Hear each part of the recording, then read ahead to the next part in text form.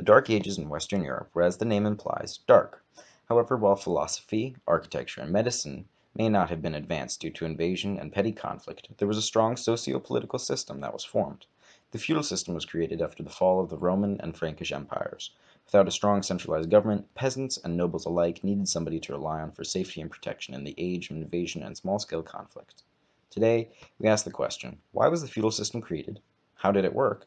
And what was its purpose? Part 1. Why was the feudal system created? And what gap was it filling? Feudalism arose in Western Europe due to a lack of centralized government, i.e., a lack of empires and the continued need for stability.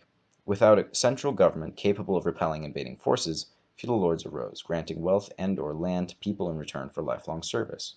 This granting of a right to land for farming continued down the line of feudal command until serfs, who would work it themselves. However, while there were many monetary reasons for the forming of the feudal system, the most important agreement that was made by feudalism was that of military loyalty. This agreement kept peace and safety between feudal lords or invaders, solidifying the need for the feudal system. Part 2. How did it work? And how did it affect the social classes? Feudalism was heavily based on loyalty to a king or feudal lord, and depending on wealth and property, some were more powerful. Kings gave land and wealth to the lords in exchange for their loyalty. Lords gave land and wealth to vassals, followed by vassals giving both to knights. Finally, knights granted peasants or serfs the right to work the land in exchange for living on it. The deed to a piece of land also granted the right to tax the inhabitants of the land. The majority of these agreements involved swearing to serve in combat if needed. Most gave the deed to a piece of land, and all agreements lasted a lifetime. At the bottom of the food chain, serfs often got the worst end of the deal, working someone else's land, giving up much of the profits and product, and being at the very whim of their contract holder. Part 3. What was feudalism's purpose, and did it achieve its goal?